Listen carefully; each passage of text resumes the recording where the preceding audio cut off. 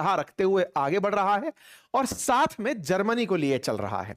Europe में बहुत कुछ हो रहा है और ऐसे समय पर जब अमेरिका को यूरोपियन देशों की जरूरत है, उस समय पर यूरोप अपना स्टैंड अलग रखकर दुनिया को यह बता रहे हैं कि हमें ट्रंप का पिछलग्गू ना समझा जाए।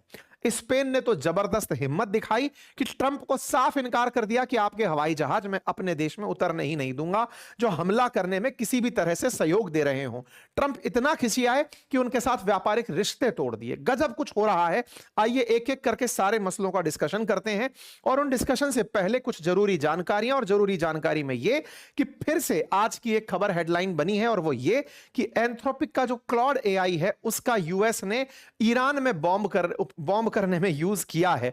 यह क्लॉड एआई का कैसे हर दिन जिक्र आ रहा है इसकी चर्चा होगी। साथ ही साथ में किस तरह से एआई जनित तस्वीरों के माध्यम से युद्ध की दशा और दिशा बदली जा रही है इनका भी जिक्र होगा। साथियों, ये जो मेरे पीछे चल रहा एनिमेटेड वीडियो है ये हमने अपनी क्लास में जनरेट किया है ये बताने के लिए कि फेक वीडियोस कैसे बन रहे हैं, कैसे सिंगल प्रॉम्प्ट से इन वीडियोस को बनाया जा सकता है, क्लॉड क्या कर सकता है, क्लॉड है क्या।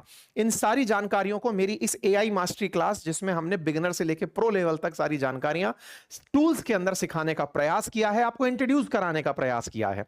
हम आपको हमला करना नहीं सिखा रहे, फेक न्यूज बनाना नहीं सिखा रहे, लेकिन इन टूल्स से लोग क्या कर रहे हैं, क्या किया जा सकता है, आप इनका यूज कैसे कर सकते हैं, और किसी भी एज ग्रुप में हैं आप, चाहे बच्चे हैं चाहे सीनियर सिटीजन हैं, आप इनका यूज अपने नॉलेज एनहांसमेंट में कैसे कर सकते हैं। अगर आप चाहें तो पूरी 1 साल की वैधता वाला कोर्स लिंक कमेंट बॉक्स में है। होली ऑफर चल रहा है और होली के ऑफर में हमने एक्सटेंशन अपनी अपनी पाठशाला पर भी और बाकी बातें बाजार के कोर्सेज पर भी दिया हुआ है। इस कोर्स का लिंक कमेंट बॉक्स में पिन है, जाकर आप उसे एक्सेस कर लें।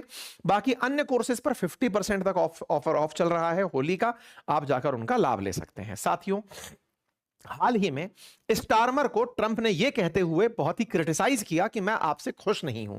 और स्टारमर, आप अपने आप को विंस्टन चर्चिल मत समझो जो वर्ल्ड वॉर के समय नोबेल पीस पुरस्कार प्राप्त करने निकल पड़े थे। ऐसा क्या हुआ?